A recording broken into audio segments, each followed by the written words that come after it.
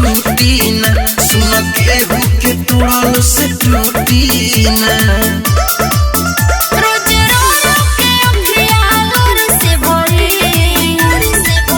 जदि हमनी के जुदा भगवान ना करी तो प्यार करे वाला के जहान का करी।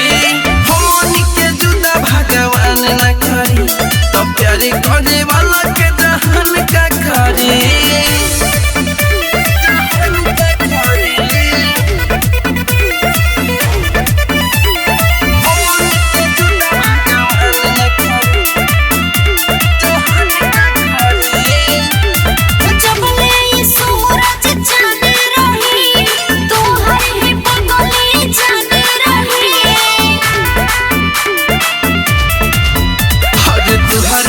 दुनिया से लड़ जाए प्यार के अमर कर जाए।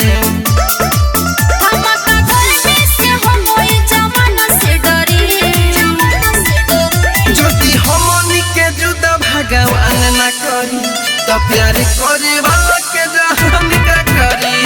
हमनी के जुदा भगवान ना करी तो प्यार करे वाला